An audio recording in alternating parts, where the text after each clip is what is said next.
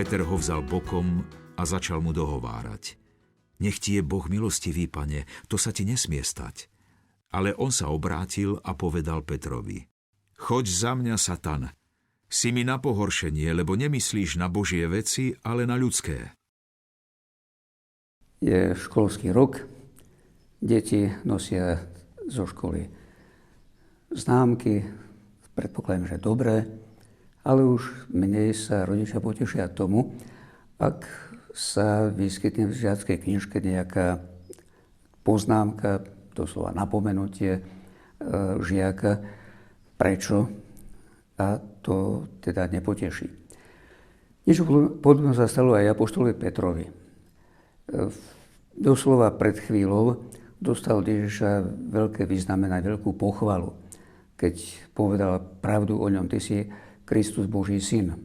A v zápätí sme počuli v dnešnom evanjeliu veľmi prísne pokarhanie, nebývalo prísne pokarhanie.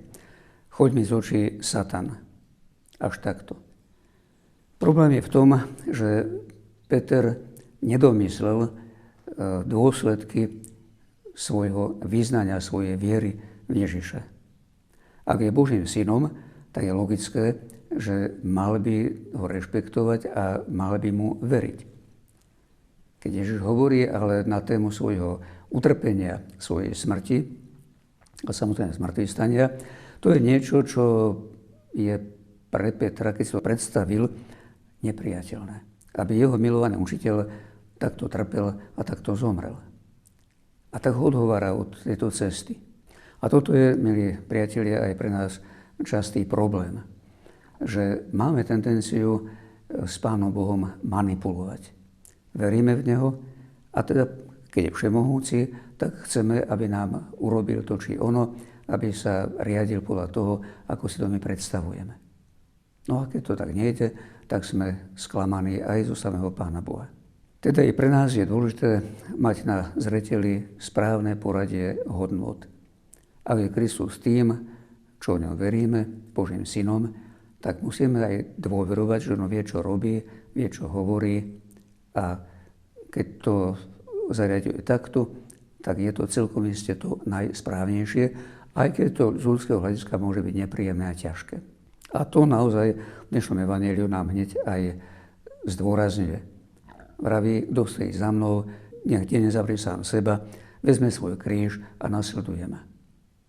A toto nie je ani nám mnoho razy priateľné.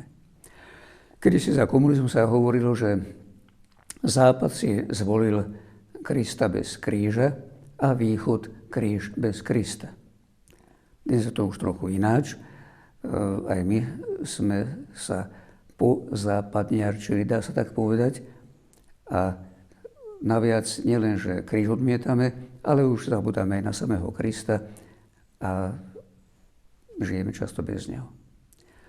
Teda, ak chceme byť kresťanmi, to znamená ľuďmi, ktorí veria v Ježiša Krista, ktorí ho nasledujú, tak je potrebné, aby sme prijali aj túto jeho podmienku, vziať svoj kríž, zaprieť sa na seba, keď to je potrebné, a nasledovať ho. Nie, aby on nasledoval nás a našu vôľu, ale aby my nasledovali jeho za každých okolností a za každú cenu. Nie je to vždy ľahké, a preto prosme od Neho aj pomoc Ducha Svätého, aby sme to v konkrétnostiach dokázali. Milí priatelia, skúsme v tomto týždni uvažovať nad tým, že čo konkrétne je dôsledkom našej vernosti Ježišovi Kristovi, plnenia jeho vôle, a aj keď nám to je ťažké, aby sme to boli ochotní prijať s porozumením a s dôverou v jeho pomoc.